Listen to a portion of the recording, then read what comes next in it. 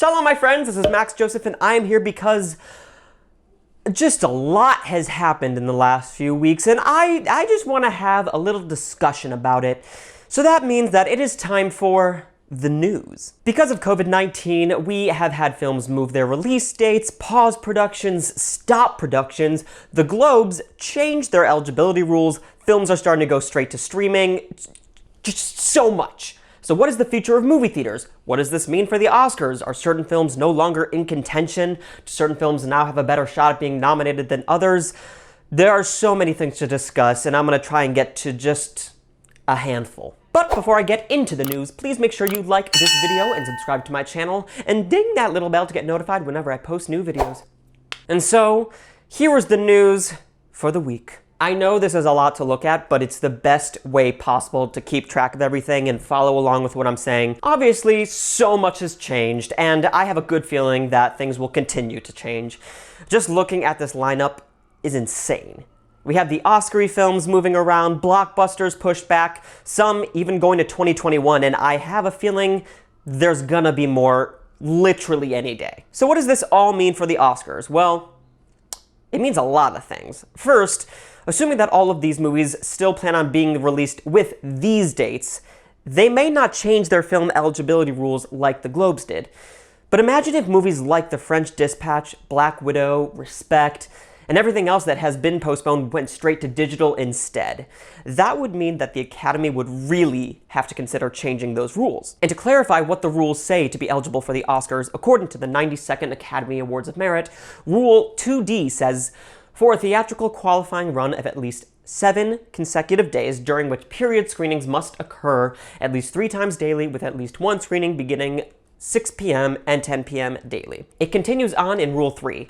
Films that in any version receive their first public exhibition or distribution in any manner other than as a theatrical motion picture release will not be eligible for Academy Awards in any category. Non-theatrical public exhibition or distribution includes, but is not limited to, broadcast and cable television, pay-per-view, VOD, DVD distribution, in-flight airline distribution, internet transmission. And there's a lot more that goes into it, but you have to have a theatrical run to be a contender. So if anything went straight to Netflix, Amazon, Disney+, it can't be a nominee. So assuming all these films continue as scheduled, I don't see the Oscars changing the rules. Next, I want to talk about a few specific films that moved their releases. There are 2 big standouts to me. The first is the Marvel Cinematic Universe.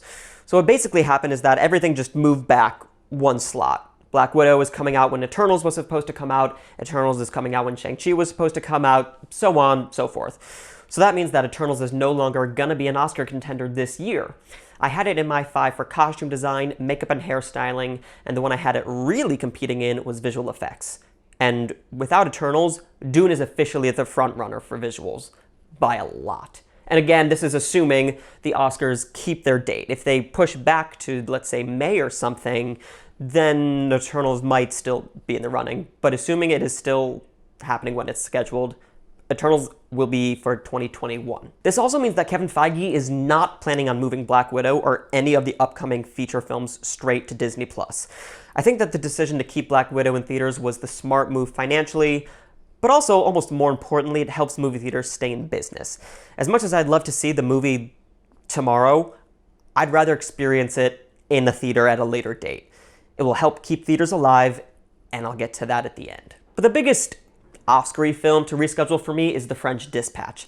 And I say that because my only worry originally with not putting it in my top 5 for a lot of categories was because of its early release date. But now that it's going to be released in October, I feel a lot more comfortable moving it up in the big categories.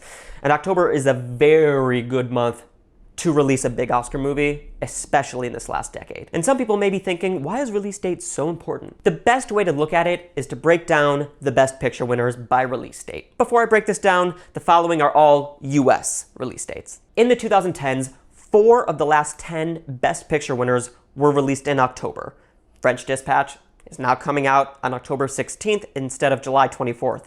And no film in the last 20 years that came out has won Best Picture with a July release date. Have they been nominated? Sure, but none have won. And since 2000, only on 3 occasions has a film that was released before October, not including January, won Best Picture. Gladiator and Crash both came out in May, and The Hurt Locker came out in June. Every other Best Picture winner came out in October, November, December, or January. 4 months. That's it. So to wrap all of that up, when I saw that French Dispatch had a release date of July 24th, I just didn't have the confidence to put it as a huge contender. But now, things are very different. I think Wes Anderson's upcoming film could do some serious damage. And as a side note, we have no idea when other films are coming out. My big Oscar contenders include 2 Netflix movies, which still don't have official releases, Spike Lee's Da 5 Bloods and David Fincher's Mank. Then In the Heights still doesn't have a new release after being scheduled for June 26. We don't know about Nomadland, On the Rocks, Ammonite. There's so many. It's all up in the air and not a lot is confirmed. Imagine if in November and December we get 5 Bloods, Mank, In the Heights, Dune, West Side Story, Respect, Nomadland, On the Rocks, Ammonite, Black Widow, No Time to Die, Top Gun Maverick. And I wouldn't be surprised if we saw Tenet move into there because it has a July 17th release and I think it might move. So all of these films coming out within 8 weeks of each other? Holy shit. And I briefly want to talk about movie theaters. What is the future of seeing a movie in person? If I'm being totally honest, I'm a little worried about it. Depending on how far this goes, there's a chance that movie theaters will become extinct. I'm not saying that it's more likely than less likely, but this is a possibility. Why would people who aren't normal theater goers pay to see a movie in a theater when studios are starting to put everything online? I think that if I were to talk to someone who isn't me, aka just a casual movie watcher, if they could either see something like Artemis Fowl, which was just announced that it will go directly to Disney Plus, skipping its theatrical release, if they could see it in a movie theater or pay a monthly or yearly subscription on something like Disney Plus to watch it on their couch, I think the answer is pretty obvious. In New York, an average adult ticket is $12.59. AMC A-List is $19.95 a month. Compare it to something like Disney Plus, $7 a month or $70 a year, or Netflix, $12.99 a month, and you have hundreds of options. Why on earth would someone want to pay almost double to see just one movie? For me, I do it because I prefer to see a movie in theaters. I like watching it with a group of people and experiencing it with them. And like I had mentioned a few moments ago, I mentioned that Black Widow will not go straight to streaming, but it will indeed have a theatrical release, and I think that is so important for these big blockbuster movies to continue to plan on releasing their films in theaters. Patty Jenkins announced that Wonder Woman 1984 will be in a theater. John Krasinski announced A Quiet Place 2 will be in theaters. So I'm hoping that we continue this. I'm fine, and I love movies that are made for streaming platforms. But if a film planned on having a theatrical release, I hope that that is still the plan.